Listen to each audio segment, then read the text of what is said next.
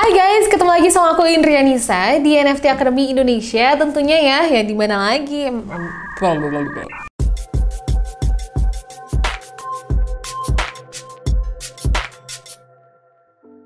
Hai guys, ketemu lagi sama aku Indrianisa di NFT Academy Indonesia tentunya ya. Dan kali ini aku akan membahas tentang 4 tips menaikkan value NFT. Dan video kali ini khusus untuk kamu yang ingin menjadi creator NFT. Oke, disclaimer sebelum kita mulai ke materinya, aku mau ingetin sama teman-teman semua bahwa kita bukan penasihat keuangan teman-teman semua dan informasi yang kita bagikan sewaktu-waktu dapat berubah, jadi tetap bayar ya atau do your own research. Dan sebelum mulai, jangan lupa untuk subscribe YouTube kita di NFT Academy Indonesia dan juga follow Instagram kita di @nftacademy.id. Oke, banyak yang bertanya-tanya dan ingin menjadi creator dari NFT tapi bingung gimana caranya untuk menaikkan value dari NFT itu sendiri, karena ada yang pernah mencoba tapi kurang laku, dan ada juga yang bingung gimana cara memasarkannya dan lain sebagainya. Dan kali ini aku akan membagikan 4 poin yang mungkin akan berguna untuk teman-teman kreator NFT.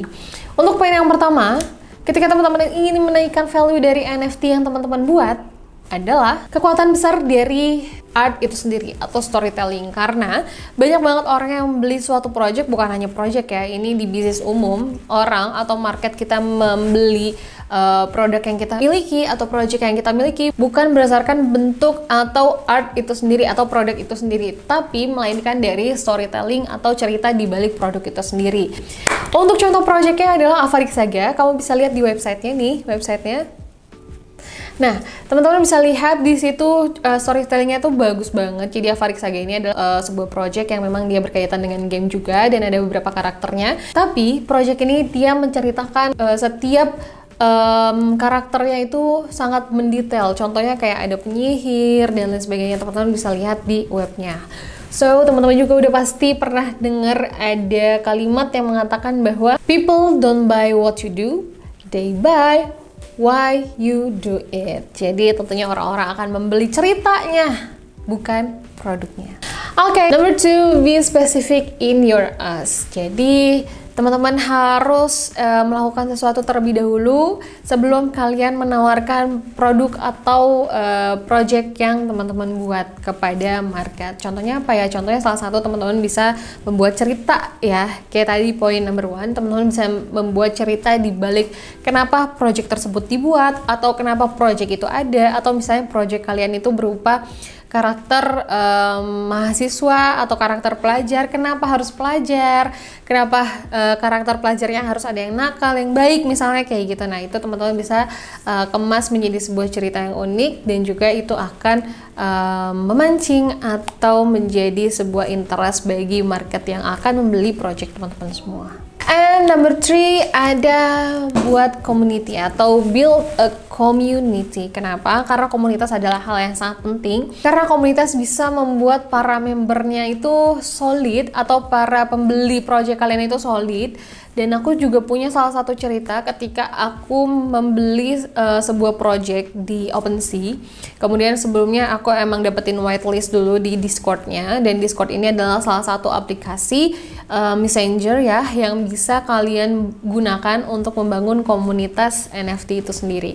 Nah, kemudian aku dapetin whitelist salah satu project ini, kemudian aku lihat Discord-nya atau komunitasnya itu kurang terbangun dengan baik. Dan aku lihat ini artnya bagus banget dan utility-nya juga sebenarnya bagus, tapi ketika sudah dibeli, di mint, kemudian harga floor price-nya turun drastis. Ternyata setelah aku pelajari, salah satu penyebabnya adalah komunitas yang kurang solid, dimana mereka ada yang ingin menjual tinggi, ada yang ingin menjual sangat rendah, ada yang keburu kena panic selling ya, akhirnya dijual dengan floor price yang sangat turun, dan akhirnya itu sangat-sangat merugikan member-member yang lain juga. Dan ketika teman-teman punya komunitas yang sudah solid nih, teman-teman akan gampang banget untuk menjual projectnya, menjual project teman-teman, atau teman-teman yang mudah untuk menawarkan sesuatu di dalam komunitas tersebut gitu. Dan dari kesolidaritasan komunitas atau komunitas yang sudah terbangun dengan luas, bukan hanya teman-teman bisa menjual project aja, tapi teman-teman juga bisa memonetize sesuatu hal ke depannya. Jadi itu adalah aset jangka panjang juga ya, jika teman-teman memiliki komunitas yang kuat. gitu. Teman-teman bisa bangun komunitas di Discord, di Twitter, di Telegram, or etc. di mana kalian emang nyaman menggunakan aplikasi tersebut untuk membangun komunitas. Last, nomor 4 adalah pahami market saat ini. Jadi teman-teman ketika ingin membuat NFT, tidak hanya membuat NFT karakter misalnya warna pink, warna ungu, terus cenderung warna hijau, terus karakternya jahat-jahat dan lain sebagainya. Tidak hanya sebatas itu, tapi teman-teman juga aku saranin untuk melihat saat ini tuh market lagi ngincernya tuh seperti apa, market lagi sukanya apa, karakteristiknya seperti apa.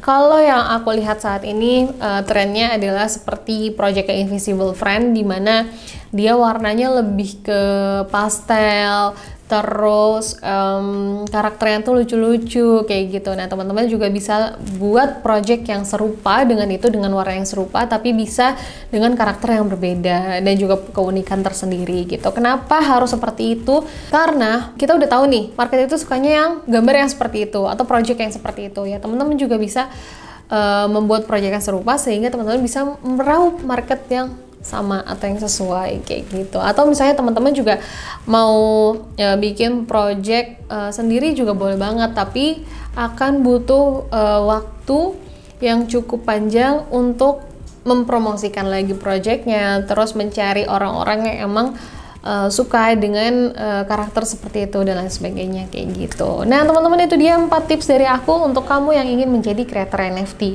So menurut kamu gampang nggak sih jadi creator NFT? Boleh komen di kolom komentar di bawah ya. Dan jangan lupa juga untuk subscribe YouTube kita di NFT Academy Indonesia. Jangan lupa juga untuk follow Instagram kita di @nftacademy.id. Aku Indra Nisa, see you on the next video. Bye bye.